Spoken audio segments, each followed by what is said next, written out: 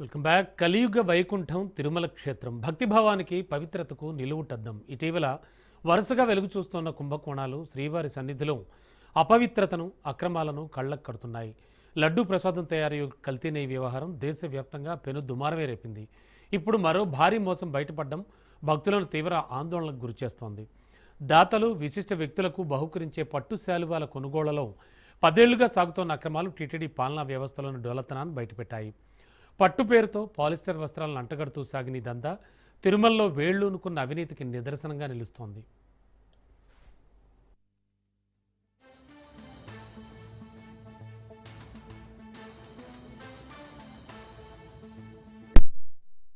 శ్రీవారి దర్శనానికి వచ్చే ప్రముఖులకు, ఆలయానికి విరాళాలు అందించే దాతలకు రంగనాయకుల మండపంలో వేదాశీర్వచనం చేసి పట్టు శాలువాలతో సత్కరించడం తిరుమలలో సాంప్రదాయం. ఈ క్రతువులో వాడే శాలువ సాక్షాత్తు శ్రీవారి ఆశీస్సుగా భావిస్తూ ఉంటారు భక్తులు. నిబంధనల ప్రకారం ఈ శాలువాలు స్వచ్ఛమైన మల్బరీ పట్టుతో నిర్దేశిత బరువు కొలతలతో ఉండాలి. స్వచ్ఛమైన పట్టుకు బదులుగా 100% పాలిస్టర్ దారంతో తయారైన నాసి రకం శాలువాలను ఆ సంస్థ సరఫరా చేస్తోంది.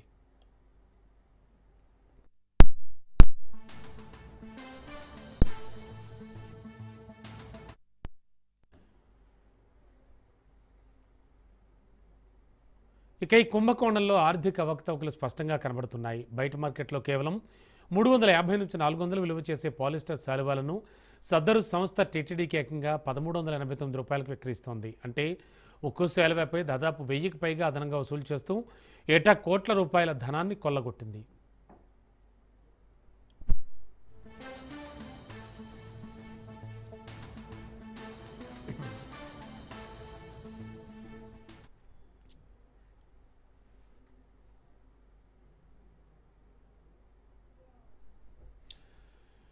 తిరుమలలో పట్టు వస్త్రాల స్కామ్పై డిప్యూటీ సీఎం పవన్ కళ్యాణ్ స్పందించారు. టీటీడీలో ఎన్నో అక్రమాలు జరుగుతున్నాయని, వాటిని విచారించాలని కూటమి ప్రభుత్వం ఆదేశించిందన్నారు. అందుకే వరుసగా స్కాములు బయటపడుతున్నాయన్నారు డిప్యూటీ సీఎం. హిందూ మతం అంటే అందరికీ చిన్న విషయంగా కనిపిస్తోందని ఆయన అన్నారు. మొత్తానికి ఓవరాల్గా చూస్తే కనుక తిరుమలలో వెలుగు చూసిన మరో స్కామ్ భక్తుల మనోభావాలను అయితే తీవ్రంగా కలిచివేస్తోందని చెప్పడంలో ఎటువంటి సందేహం లేదు. అసలు యాక్చువల్గా ఈ పట్టు వస్త్రాలకు సంబంధించి జరిగినటువంటి స్కామ్ ఏంటి, ఎప్పుడు బయటపడింది, ఎవరి ద్వారా బయటపడింది, ప్రస్తుతానికి కూటమి ప్రభుత్వం ఎలాంటి చర్యలు తీసుకోబోతోంది? లేటెస్ట్ అప్డేట్స్ అందించడానికి మా కరెస్పాండెంట్ సురేష్ సిద్ధంగా ఉన్నారు తిరుమల నుంచి. సురేష్, ఏమిటి అపచారాలు, ఏమిటి ఘోరాలు? అంటే తిరుమలలో ఎంప్లాయీస్ చేస్తున్న పని, అంటే అధికారులు ఎంత ఇందులో ఇన్వాల్వ్ కాకపోతే ఇలాంటి విషయాలన్నీ బయటకు వస్తాయి. ఎప్పటి నుంచో జరుగుతోంది అంటున్నారు. అసలు ఏమిటి దారుణం, ఎప్పటి నుంచి జరుగుతోంది? రైట్ రమణ బాబు, ఏదైతే తిరుమల తిరుపతి దేవస్థానం అంటే ప్రపంచ ఆధ్యాత్మిక రాజధాని అని చెప్పుకోవాలి. గత సంవత్సర కాలంగా చూసుకుంటే కల్తీ నెయ్యితో మొదలైన ఆరోపణల నేపథ్యం తాజాగా ఇప్పుడు శ్రీవారి ఆలయంలో ప్రముఖులకు, విఐపీలకు, ఉన్నత సిబ్బందికి కప్పే శేషవస్త్రం వరకు కూడా ఆరోపణలు స్కాములుగా బయటపడుతున్న విషయాన్ని మనం ప్రత్యక్షంగా చూస్తూ ఉన్నాం. ఏదైతే లడ్డూ నెయ్యి కల్తీ వ్యవహారంలో దాదాపు ఎంప్లాయీస్ కూడా 10 మంది నిందితులుగా చేస్తూ ఏసీబీ కోర్టులో మెమో దాఖలు చేసిన తర్వాత పరకామణి ఇష్యూలో కూడా ఆ రకంగా విచారణ జరుగుతుంది. ఏసీబీ మరోవైపు సిఐడి విచారణ చేస్తున్న తరుణంలో తాజాగా చూసుకుంటే గత నెల సెప్టెంబర్లో స్వామివారి ఆలయంలో ప్రముఖులకు విఐపీలకు కప్పే శేషవస్త్రాన్ని టెండర్ ద్వారా పిలవాలని చెప్పి టెండర్ ఆహ్వానించింది. దీంట్లో ఏది చిత్తూరు జిల్లాకు చెందిన నగిరి నియోజకవర్గంలోని విఆర్ఎస్ ఎక్స్పోర్ట్ అనే కంపెనీ ఈ టెండర్ లో పాల్గొనింది. గతంలోనే దీని మీద అనేక ఆరోపణలు ఉన్నాయి. శేషవస్త్రం క్వాలిటీగా లేదు, ఇది ఒక పాలిస్టర్ గా ఉందని భక్తుల నుంచి అనేక ఫిర్యాదులు తిరుమల తిరుపతి దేవస్థానం పాలక మండలికి కూడా అందిన నేపథ్యంలో ఆ రకంగా తిరుమల తిరుపతి దేవస్థానం పాలక మండలి చైర్మన్ బిఆర్ నాయుడుతో ప్రత్యేక కమిటీ వేసి దీని మీద విజిలెన్స్ రిపోర్ట్ ఆదేశించారు. పూర్తిగా విజిలెన్స్ నేపథ్యంలో విజిలెన్స్ వింగ్ అధికారులు విజిలెన్స్ పూర్తిగా ఎంత మేరకు కొంత కొనుగోలు చేస్తారనే విషయాన్ని పూర్తిగా ధృవీకరించుకొని ఆ కంపెనీకి వెళ్ళి పరిశీలించింది. అయితే ఇది పూర్తిగా పాలిస్టర్ గుడ్డుగా తెలియదని చెప్పుకోవాలి. భక్తులకు ఎంతో పవిత్రంగా భావించే స్వామివారి ఆలయంలో కప్పే శాలను తీసుకెళ్లి భద్రంగా పూజా మందిరంలో అలాగే బీరువాలో పెట్టుకునే పరిస్థితి. ఆ రకంగా చూసుకుంటే దాని విలువ కేవలం 100 నుంచి 200 రూపాయల విలువ ఉంటుంది. దాదాపు 1334 రూపాయలకు దీన్ని టెండర్ ద్వారా తిరుమల తిరుపతి దేవస్థానం కొనుగోలు చేస్తుంది. ఈ తతంగం అంతా దాదాపు గత దశాబ్ద కాలంగా జరుగుతుని తిరుమల తిరుపతి దేవస్థానం విజిలెన్స్ నివేదికను పాలక మండలికి అందించింది. ఈ నేపథ్యంలో గత నెలలో జరిగిన టీడీ పాలక మండలి సమావేశంలో ఖచ్చితంగా ఈ విషయం మీద ఏసీబీ విచారణకు కావాలంటూ బోర్డులో తీర్మానం చేసి రాష్ట్ర ప్రభుత్వానికి లేఖ కూడా రాశారు. ఆ తీర్మానం ఇప్పుడు బయటకు వచ్చింది.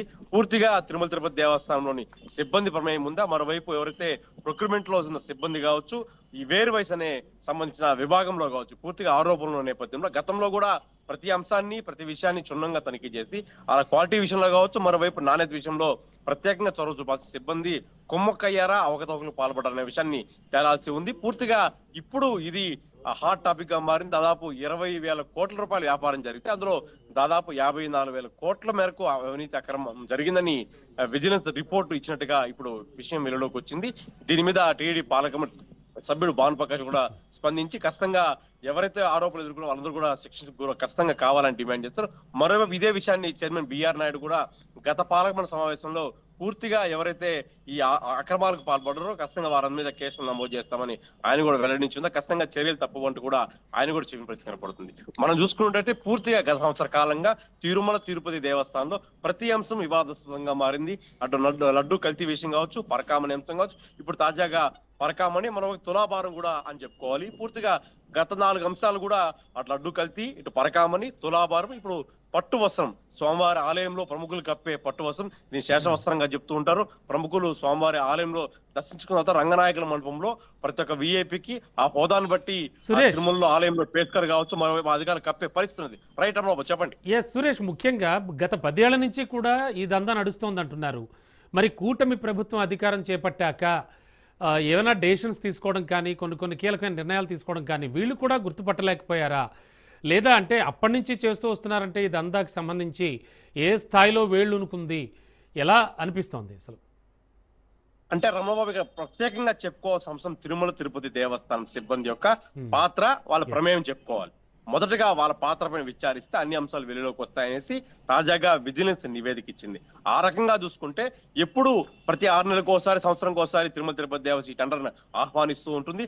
అందులో భాగంగానే గత సెప్టెంబర్ నెలలో దాదాపు వచ్చే 6 నెలలకు సంబంధించిన వస్త్రాల కొనుగోలుకు టెండర్ దాఖలు చేస్తారు. అంతకుముందే చాలా మంది భక్తులు కావచ్చు, అధికారులు కావచ్చు, ఈ వస్త్రాలు క్వాలిటీ లేవని తిరుమల తిరుపతి దేవస్థాన అధికారులకు అలాగే పాలక మండలికి ఫిర్యాదు చేస్తున్న నేపథ్యంలో దాని మీద ఒక కమిటీ వేసి బిఆర్ నాయుడు గారు విచారణకు ఆదేశించారు. ఆ తర్వాత పూర్తిగా దీని మీద ఎవరైతే బోర్డు మెంబర్ జ్యోతి నెహ్రూ ఉన్నారో ఆయన కూడా కమిటీలో ఉన్నారు. ఆ రకంగా ఆ నివేదిక ఇచ్చిన ఆధారంగానే ఇప్పుడు బోర్డు తీర్మానం చేసి ఏసీబీ విచారణ కావాలని తిరుమల తిరుపతి దేవస్థానం నిర్ణయించి రాష్ట్ర ప్రభుత్వం లేఖ రాసింది. Ramana Babu, okay, thank you Suresh.